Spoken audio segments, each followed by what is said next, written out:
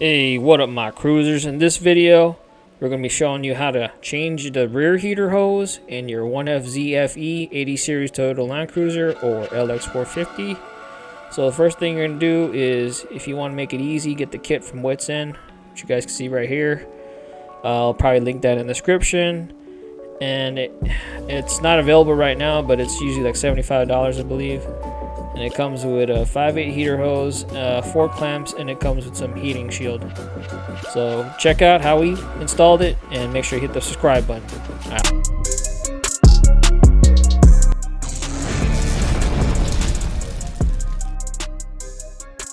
So I went ahead and did this when I was changing my valve cover gasket. So you might want to do that if you're changing your valve cover gasket. But you're going to want to remove all the throttle body, the air filter, etc. So you got more room to work with.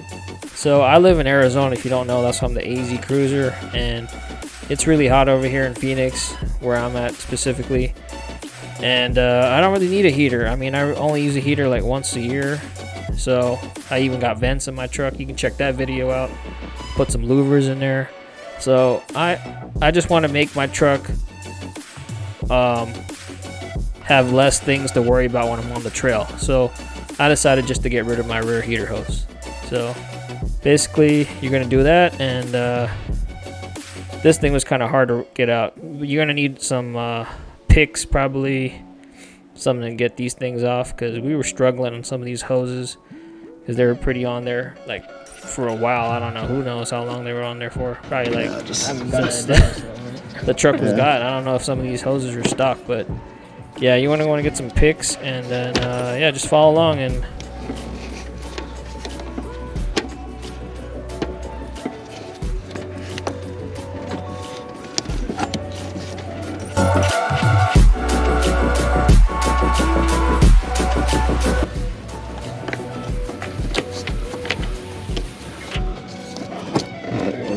once you break it loose, it's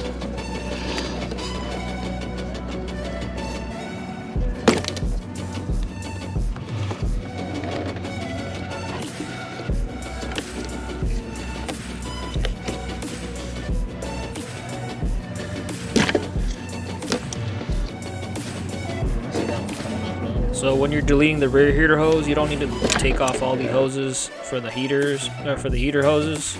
You need to take the long one on the left, the one connecting on the connector up there on the top, the lower one, and then we're just getting the one in the rear, the one in the very rear right now. But the one right there on the top right hand side stays in place. So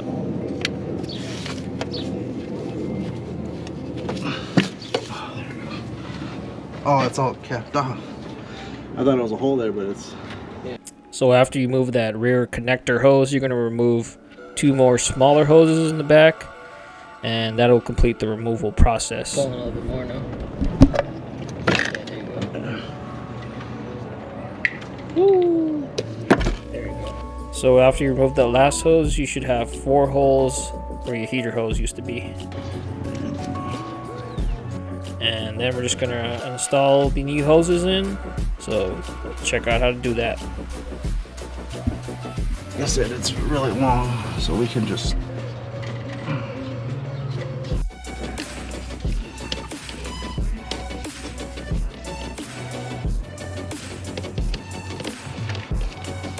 So basically you're going to tighten down this curved hose and the long hose, and then you're just going to put back the throttle body together, and basically that'll be it. So I believe the kit comes with an extra gasket, a new gasket for the throttle body.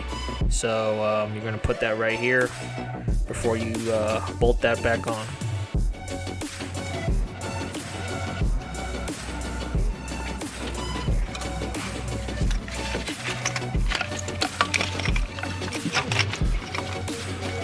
Bolt everything back on the throttle body, on the intake manifold, and just make sure everything's tight. And then put the PCV valves back in.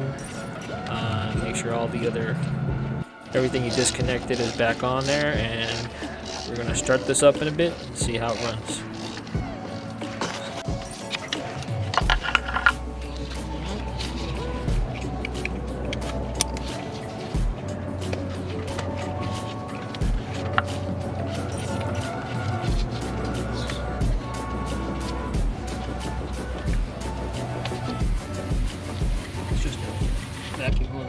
Yeah.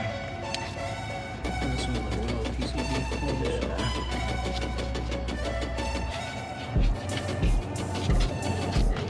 Oh, yeah.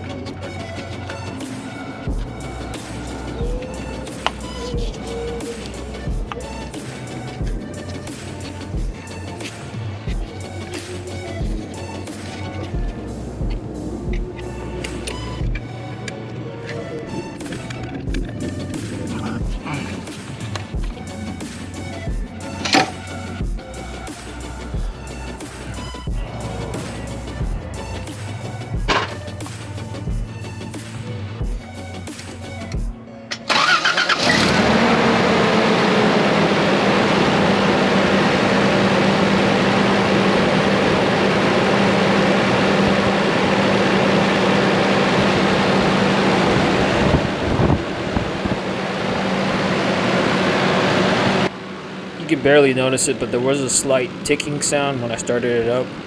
And it turned out to be there was a vacuum hose that we forgot to put into one of the EGR modules, so it's always good to make sure everything's connected. And after we did that, it sounded perfect normal. So there you go. Make sure you like this video, share, subscribe if the video helped you out, and don't forget to tune in for more videos in the future.